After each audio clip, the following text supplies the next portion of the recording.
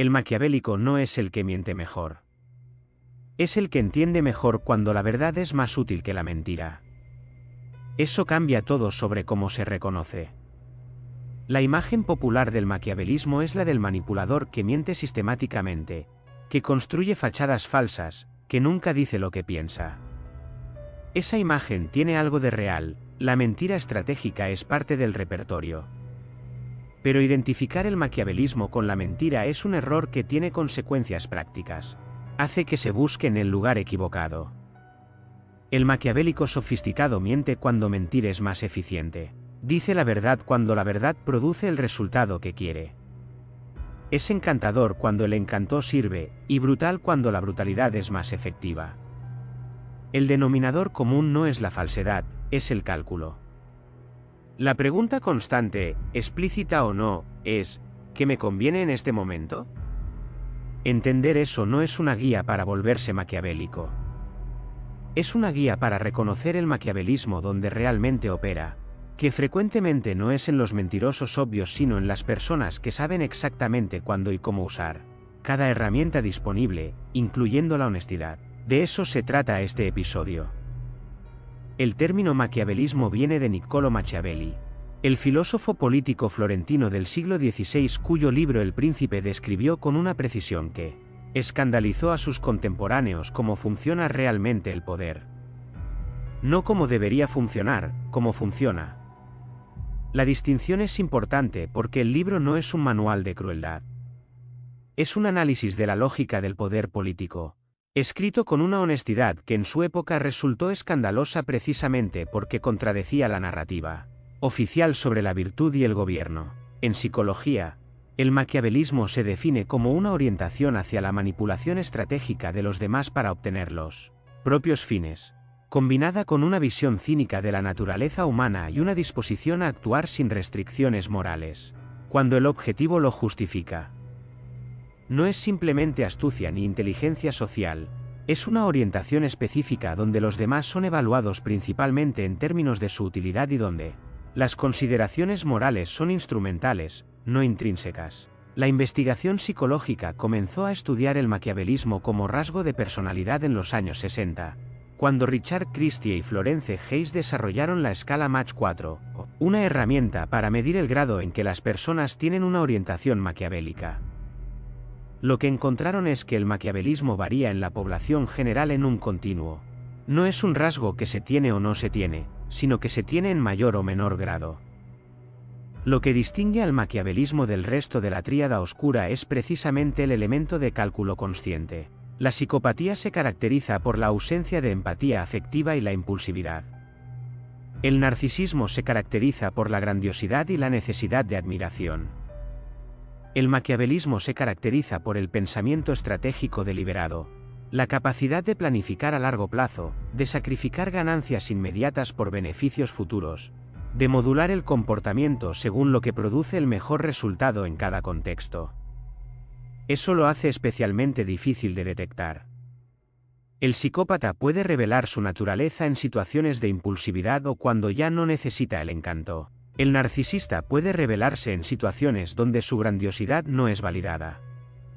El maquiavélico sofisticado puede sostener una imagen coherente durante mucho más tiempo porque tiene la capacidad de regularse estratégicamente, de presentar exactamente lo que cada situación requiere. Hay algo que vale la pena nombrar sobre cómo se experimenta desde adentro ser el objetivo de alguien con alta orientación maquiavélica. La sensación no es la de ser engañado. Es la sensación de que todo funciona muy bien, de que la relación tiene exactamente la calidad que se busca, de que la otra persona entiende perfectamente lo que se necesita. Esa sensación es real, no es ilusión. El maquiavélico realmente provee lo que se necesita, en la medida en que proveerlo sirve a sus propios objetivos. El problema no es que lo que se recibe sea falso. Es que la motivación para proveerlo no es lo que parece. Si algo de esto resuena con una experiencia que tuviste, de haber estado en una relación que funcionaba perfectamente y luego descubrir que había otra lógica operando debajo, no estás solo en eso. Para entender cómo opera el maquiavelismo, hay que entender la distinción central que lo define. La separación entre el fin y los medios, con la subordinación completa de los medios al fin. Maquiavelo observó, y esto es lo que escandalizó, que los gobernantes que sobrevivían y prosperaban no eran necesariamente los más virtuosos sino los más flexibles en la elección de medios. Un gobernante que se adhería rígidamente a principios morales en un entorno donde sus rivales no lo hacían era un gobernante en desventaja estructural. La virtud como restricción, en ese análisis, no es un activo moral sino una limitación estratégica. El maquiavelismo como rasgo psicológico internaliza esa lógica a nivel personal. La persona con alta orientación maquiavélica no evalúa las acciones preguntando si son correctas, las evalúa preguntando si son efectivas. La corrección moral es un factor en el cálculo solo en la medida en que la inmoralidad visible tiene costos reputacionales, legales, relacionales. No como restricción intrínseca sino como variable a gestionar. Eso produce una manera de relacionarse con los demás que es radicalmente diferente de la norma. La mayoría de las personas tienen una mezcla de orientaciones en sus relaciones. Buscan su propio beneficio pero también experimentan genuinamente el bienestar de los demás como relevante. Sienten culpa cuando actúan de maneras que dañan. Y tienen restricciones que no son solo estratégicas sino también morales. La persona con alta orientación maquiavélica tiene esa mezcla desbalanceada en una dirección específica. Los demás son evaluados principalmente en términos de su utilidad, y las restricciones morales son calculadas, no experimentadas. La investigación sobre maquiavelismo identificó algunos patrones específicos que lo distinguen de otros rasgos. Primero, la paciencia estratégica. Las personas con alta orientación maquiavélica son capaces de diferir la gratificación de manera extraordinaria cuando el objetivo lo justifica. Pueden sostener una relación que no les da lo que quieren durante meses o años si mantenerla produce un beneficio futuro mayor. Segundo, la modulación de la presentación. Pueden ser cálidos, fríos, vulnerables, seguros, generosos o tacaños según lo que cada situación requiera. Esa flexibilidad no es inestabilidad de identidad, es adaptación deliberada. Tercero, y esto es quizás lo más importante, la capacidad de evaluar a los demás con precisión. El maquiavelismo alto se correlaciona con mayor habilidad para detectar las necesidades, los puntos débiles y las motivaciones de los demás. No porque haya empatía afectiva, la orientación maquiavélica coexiste con bajos niveles de empatía emocional, sino porque hay una motivación instrumental para entender a las personas. Se entiende a los demás para usarlos mejor, no para conectar con ellos. Eso es lo que hace que la interacción con una persona de alta orientación maquiavélica se sienta tan bien al principio. La atención y la comprensión son reales en el sentido de que ocurren. Lo que no es lo que parece es el propósito que las motiva. El maquiavelismo tiene un conjunto de tácticas específicas que aparecen con frecuencia y que se pueden aprender a reconocer. Ninguna de ellas es exclusiva del maquiavelismo, todas son comportamientos que personas no maquiavélicas también tienen en alguna medida. Lo que las hace características del maquiavelismo es su sistematicidad, su deliberación y su orientación consistente hacia el propio beneficio. La primera es la gestión de la información. El maquiavélico controla qué información comparte, con quién y cuándo. Comparte vulnerabilidad estratégicamente, no porque sea vulnerable sino porque mostrar vulnerabilidad produce confianza en el otro, y la confianza es útil. Retiene información que podría darle ventaja a la otra persona. Distribuye información de maneras que moldean cómo es percibido. Eso no siempre se siente como ocultamiento, frecuentemente se siente como discreción, como una persona que no comparte todo impulsivamente. La segunda es el manejo de las alianzas. El maquiavélico es muy consciente de la red de relaciones en la que opera y de cómo cada relación puede ser útil. Invierte en relaciones en proporción a su utilidad potencial. Mantiene relaciones que en el momento no producen beneficio directo porque pueden ser útiles en el futuro. Y cuando una relación deja de ser útil, o cuando el costo de mantenerla supera el beneficio, la termina o la reduce sin el conflicto emocional que esa decisión generaría en alguien con mayor implicación emocional en los vínculos. La tercera es lo que la investigación llama decoupling, la separación entre la emoción expresada y la emoción experimentada. El maquiavélico puede expresar empatía, entusiasmo, afecto o preocupación sin que esas expresiones correspondan necesariamente a lo que experimenta.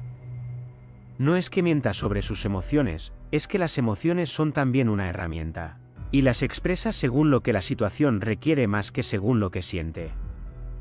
La cuarta es la explotación de los principios ajenos.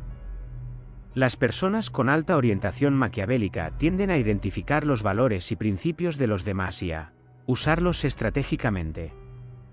Si alguien valora la lealtad, el maquiavélico presenta las cosas en términos de lealtad. Si alguien valora la honestidad, muestra honestidad cuando le conviene. Eso hace que la interacción se sienta alineada con los propios valores, porque el maquiavélico se está presentando en el lenguaje de esos valores. Ninguno de esos comportamientos, tomado de manera aislada, es necesariamente maquiavélico. Lo que los convierte en parte de un patrón maquiavélico es su consistencia, su orientación hacia el propio beneficio y la ausencia de la restricción moral genuina que en otras personas equilibra el cálculo estratégico. Reconocer el patrón es más fácil en el tiempo que en el momento, porque en el momento las piezas individuales se ven razonables. Es la consistencia de la orientación, vista con suficiente perspectiva temporal, lo que hace visible la lógica subyacente. Lo primero que cambia cuando se entiende el maquiavelismo es la pregunta que se hace sobre las personas. En lugar de preguntarse si alguien miente o dice la verdad, una pregunta que el maquiavélico sofisticado puede manejar fácilmente, se puede empezar a preguntar cuál es la lógica subyacente a lo que se dice y se hace. ¿Qué produce este comportamiento para esta persona? ¿Qué información retiene? ¿Qué tipo de relaciones mantiene y cuáles descuida? ¿Cómo cambia su comportamiento cuando cambia la utilidad de la relación? Esas preguntas no son paranoia, son lectura de patrones. Y la diferencia entre paranoia y lectura de patrones es la evidencia. La paranoia interpreta cualquier comportamiento como amenaza. La lectura de patrones busca consistencias a lo largo del tiempo y en distintos contextos. El maquiavelismo deja rastros en cómo se tratan las relaciones cuando ya no son útiles, en las discrepancias entre lo que se dice en distintos contextos, en la manera en que la presentación cambia según el interlocutor. Lo segundo que cambia es la comprensión de por qué la interacción con alguien de alta orientación maquiavélica se siente tan bien al principio, porque el maquiavélico hábil provee genuinamente lo que la otra persona necesita, en la medida en que eso sirve a sus propios objetivos. Esa provisión es real. Lo que no es lo que parece es la motivación. Y eso tiene una consecuencia importante. La experiencia de haber sido tratado bien en esa fase no es evidencia de que no hubo maquiavelismo. Es evidencia de que la relación estaba en su fase de inversión. Lo tercero es la posibilidad de entender por qué el maquiavelismo produce el efecto que produce incluso en personas inteligentes y alertas. La respuesta no es que esas personas sean ingenuas. Es que el maquiavelismo sofisticado opera sobre los mismos mecanismos que hacen que las relaciones genuinas funcionen.